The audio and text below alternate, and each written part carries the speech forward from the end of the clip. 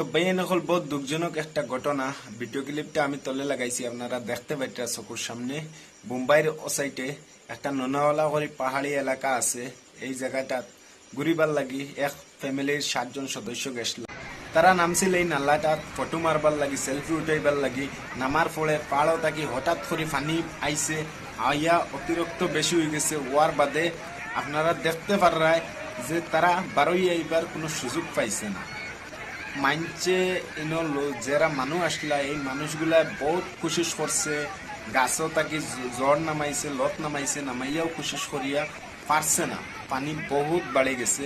কিন্তু আমি একটা কইতাম চাই, এলকু বারিশার সিজন, আসামও বহুত ফেলাডর, সাইডের দিকে খুব পানি জোর করছে। আমরা মানছে একটা জিনিস সুস্থতাম যে পানি আর আগুনের লগে কোনোদিন খেলা করতাম না। আগুনে যেবলা ধরে আংরা মানাইয়া মাটিত ফেলায়, আর পানি যেবলা আয় সবটা বাওয়াইয়া লইয়া যায়। তো আমরা সারা আগুনার পানির থেকে বাঁচিয়ে রইবার চেষ্টা করতাম।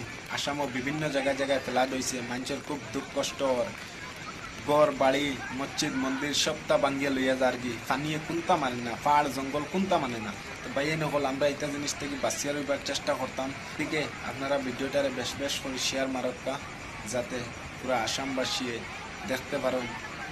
আর এটা জিনিস থেকে আমরা বাঁচিয়ে রইবার চেষ্টা করতাম। লাস্ট পর্যায়ে তারার কোনো সাহারা হইল না, পানিয়ে তারারে বাউয়ে লইয়া গেল গিয়া।